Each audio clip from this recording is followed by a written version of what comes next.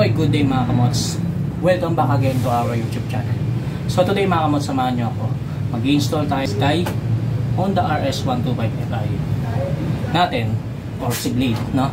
So ang install natin mga kamots ay itong binili nating TRD towing strap. So yan, bumili ulit tayo ng TRD towing strap na kagaya nung kay Blacky Beat. Ayan. So TRD talaga yung yung brand na gusto ko. Ayan. Ewan ko ba. Anyway, so mag-install tayo ngayon mga kamos. Then turo ko sa inyo kung paano pag-install naman ito sa Honda RS125Fi, no? So kasi hindi ito katulad nung simpleng pag-install na ginawa natin sa Honda Beat Fi version 2 natin dati.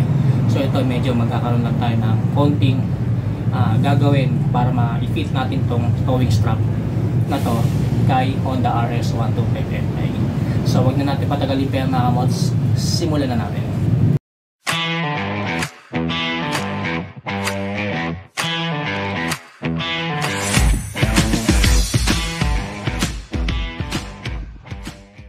Magkakaroon lang tayo ng konting gagawin dito sa strap na to para mag-fit siya dito sa Honda RS125Fi. Kasi kung mapapansin nyo mga kamots, yan, dito kasi sa Honda RS125Fi mga kamots, hindi pwedeng ikabit itong kasama niyang bakal. Yan. So magiging hindi siya mag-fit talaga, no? So bali ang gagawin natin mga kamots, tatanggalin na natin tong bakal na to. So para matanggal to, hihiwain natin tong strap. Ayan, so bali na-cut na natin mga kamots. Natanggalin natin yung bakal. So bali ang gagawin natin, ipapadarangin natin to sa apoy para mawala itong mga himul-himul. So padarangin lang natin sa apoy to mga kamots para mawala-wala yung himul-himul niya.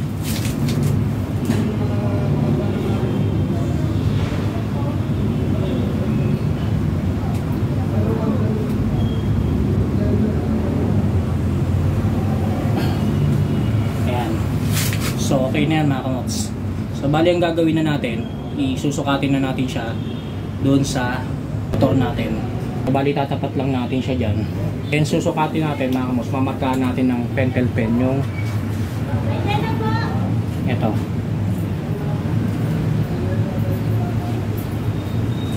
Yan, kasi dito tayo magbubutas mga kamots, no? So bali ang gagawin natin mga kamots, painitin natin tong dulo ng Phillips screw natin doon sa kandila.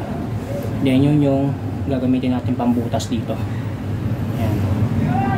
Wala kasi tayong yung electrical na heating stick. Heating stick tawag dun eh. Walang ano tawag dun, heating stick o panghinang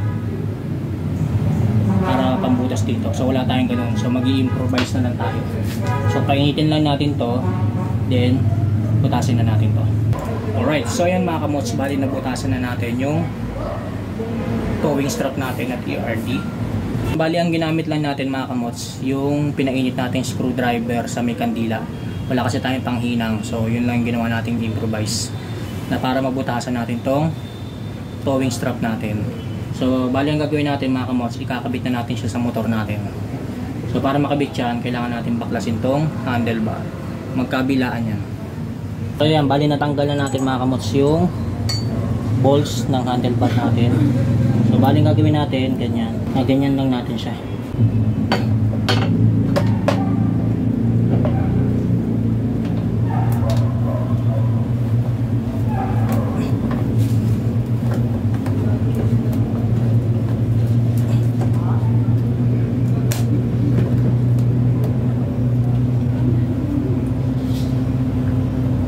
A few moments later. Alright, so ayan mga kamots, bali na kabit na natin yung TRD towing strap natin. Ayan, so bali na ibalik na rin natin yung 4 na bolts magkabila. So ganun lang mga kamots, sa mga naka Honda RS125Fi na gusto mag-install ng ganitong towing strap. So kailangan nyo talagang tanggalin itong bakal na to. Ayan, kasi hindi talaga siya uubra. Unlike sa Honda Beat Fi version 2 na kahit hindi natin tinanggal itong bakal na to, naikabit natin yung towing strap. So ito, tinanggal natin mga kamots para mag-fit itong towing strap na to. So matibay naman siya mga kamots kahit wala itong bakal na to. Yan. So kinabit natin siya sa 2 bolts. Binutasan natin. Yan. So goods naman siya mga kamots. Pamorma na rin. Ayan. So kung wala kayong panghinang mga kamots na pwede magamit sa pambutas nito, so pwede yung Phillips screw, painitin nyo lang sa kandila, then itusok nyo sa towing strap. Yan, ganun-ganun ninyo lang hanggang sa mabutas siya. So make sure lang mga kamots na swak yung gagawin yung butas dito sa towing strap para mag-fit siya dito sa 2 bolts. Kasi ito kasi magsisilbing lock niya sa loob ng strap para hindi siya matanggal. Ayan. So dito ko na lang tatapusin ang aking vlog mga kamots. Maraming salamat sa inyo. Sana may natutunan kayo sa araw na ito. Sa ginawa nating pag-install ng towing strap TRD para kay Honda RS125 Fi Keyblade. So muli maraming salamat sa inyo mga kamots. Stay safe, ride safe always. Peace out.